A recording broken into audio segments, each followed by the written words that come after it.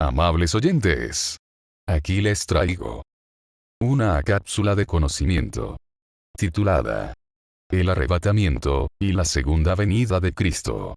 Comencemos. Hay temas extremadamente importantes, de los cuales tenemos escasez de enseñanza. Por esta, y por otras, muy importantes razones, comenzaré a hablar de este tema. Del arrebatamiento, y la segunda venida de Cristo. Lo haré con el propósito de que cada oyente tenga la oportunidad de evaluar su contenido. Comentaré del arrebatamiento de redimidos en Cristo que ya partieron y de creyentes en Cristo que vivan en la tierra, del cual nos habló Cristo, nos profetizó Daniel, y el apóstol Pablo nos enseñó. En el Apocalipsis, también veremos información al respecto. Estaremos usando la palabra, usada en el escrito original, la cual fue el arrebatamiento. Y no usaremos el rapto. Como referencia principal, tendremos la primera edición de la traducción interlineal del original del texto mayoritario, traducido del griego al español por el traductor Santiago Montaño. La fuente del texto mayoritario de los manuscritos bizantinos, escritos entre el siglo VIII y siglo XIII, fueron trabajados por Robertus Stepanus en el año 1550 de nuestra era. Además, estaremos consultando las versiones de Reina Valera y la nueva versión internacional. Recordemos que la Biblia no está escrita en un orden secuencial de eventos. Por lo tanto, para conocer el orden secuencial de los eventos que se nos mencionan en la Biblia, hay que estudiar intensamente toda la palabra para entender la secuencia de eventos, los cuales sí se explican muy bien en su total contenido. Veamos ahora. Cristo nos alertó sobre los eventos proféticos, y nos ordenó que escudriñáramos la palabra. También nos enseñó cómo debíamos hacerlo. El cómo hacerlo, podemos entenderlo, escudriñando su estilo de enseñanza. También nos dejó saber que debíamos conocer los tiempos y las sazones de los acontecimientos que Dios nos ha dejado en su palabra. Continuemos. En Mateo, capítulo 24, verso 32, nos dice: Aprendan de la higuera esta lección. Tan pronto como se ponen tiernas sus ramas y brotan sus hojas, ustedes saben que el verano está cerca. Aquí nos alerta que debemos conocer los tiempos del fin, y que debemos entender los acontecimientos que ocurrirán en esos tiempos. Nos habla de los eventos del tiempo del fin, para que estemos alertas y podamos actuar correctamente. También nos dice en Mateo, capítulo 24, versículo 15. Por lo cuanto, cuando vean a la abominación repugnante de la destrucción extrema, de la que nos habló el profeta Daniel, establecida en el lugar santo, así que el que le entienda. Aquí, se refiere al momento en que el enemigo, en su último gobierno mundial, va a interrumpir el sacrificio diario que se le hace al Dios Todopoderoso, y comenzará una persecución extrema a todo lo que se identifique con el Dios Todopoderoso, el Creador de los cielos y la tierra. Esta abominación repugnante de destrucción extrema debe estar ocurriendo, en nuestro mejor entender, aproximadamente cerca de 3 años y medio luego del comienzo del último imperio mundial del enemigo. En Mateo, capítulo 24, versos del 16 al 21, se nos dice lo siguiente: Los que estén en Judea huyan a las montañas. El que esté en la azotea no baje a llevarse nada de su casa. Y el que esté en el campo no regrese para buscar su capa. Qué terrible será en aquellos días para las que estén embarazadas o amamantando. Oren para que su vida no suceda en invierno ni en sábado. Porque habrá una gran tribulación, como no la ha habido desde el principio del mundo hasta ahora, ni la habrá jamás. Aquí, esto nos indica que en los momentos en que ocurra la abominación repugnante de la destrucción extrema, debemos cuidar nuestras vidas, y no exponernos ante la presencia del enemigo, para gestionar escapar de la persecución desoladora en contra de nuestras vidas. Esta persecución será en contra de todo hombre que busque obedecer al Dios Todopoderoso. También, en Mateo, capítulo 24, versos del 27 al 31, se nos dice: Porque, así como el relámpago que sale del oriente se ve hasta en el occidente, así será la venida del Hijo del Hombre. Aquí se refiere a que su venida será algo instantáneo, como el desplazamiento de la luz del relámpago en el firmamento. Hay venida de Cristo en las nubes, y hay segunda venida de Cristo, que será cuando se pose sobre el monte de los olivos. También, nos sigue diciendo, donde esté el cadáver, allí se reunirán las águilas. Aquí nos habla, y se está refiriendo, al momento del arrebatamiento, donde el cuerpo quedó sin vida, donde quedó un cadáver. Esto ocurrirá a gran escala, sobre toda la población de la tierra. Nos continúa diciendo, e inmediatamente después de la tribulación de aquellos días, se oscurecerá el sol, y no brillará más la luna. Las estrellas caerán del cielo y los cuerpos celestes serán sacudidos. Aquí, está mencionando, unas señales. El sol se oscurece, la luna no brilla igual. Habla también, de estrellas cayendo, y de los cuerpos celestes que serán sacudidos. Todo esto son señales en el cielo. Continúa diciendo, la señal del Hijo del Hombre aparecerá en el cielo, y se angustiarán todas las razas de la tierra.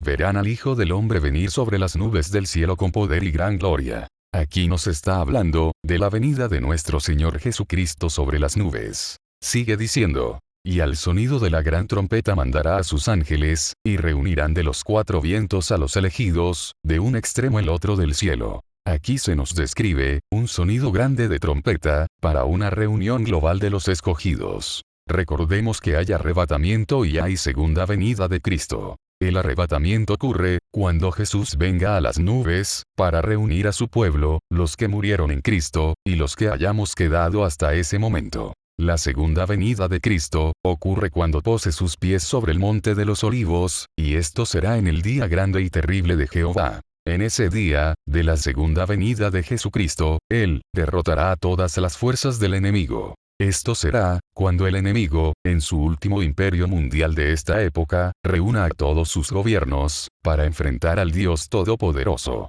En ese momento, Jesús con todo su pueblo y ejército, los vencerá con el poder de su palabra. En Daniel se nos da otra señal. Se nos dice, en el capítulo 12, versos 6 y 7, ¿cuánto falta para que se cumplan estas cosas tan increíbles? Yo pude ver y oír cuando el hombre vestido de lino, que estaba sobre las aguas del río, levantó las manos al cielo y juró por el que vive para siempre, diciendo, faltan 3 años y medio.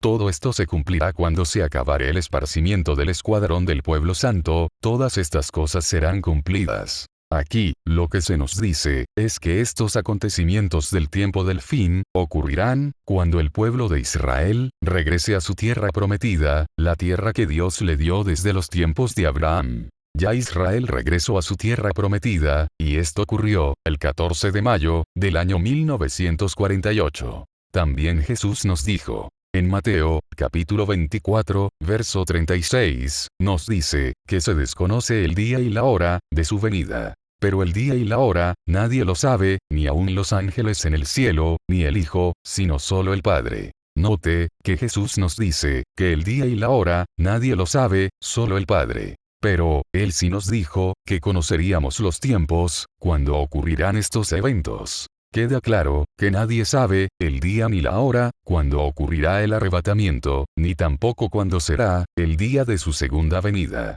Pero que sí, conoceríamos los tiempos, si escudriñamos su palabra. Son 2 eventos, los que también ocurrirán, uno es el arrebatamiento en las nubes y otro es la segunda venida de Cristo a la tierra. En Mateo, capítulo 24, versos del 40 al 42, se nos dice lo siguiente. Estarán 2 hombres en el campo. Uno será llevado y el otro será dejado. 2 mujeres estarán muriendo. Una será llevada y la otra será dejada. Esto que dijo Jesús, es arrebatamiento. Continúa diciendo, por lo tanto, manténganse despiertos, porque no saben qué día vendrá su Señor. El apóstol Pablo, nos dice, en Primera de Tesalonicenses, capítulo 4, versos del 13 al 17, lo siguiente. Hermanos, no queremos que ignoren lo que va a pasar con los que ya han muerto, para que no se entristezcan como esos otros que no tienen esperanza. ¿Acaso no creemos que Jesús murió y resucitó?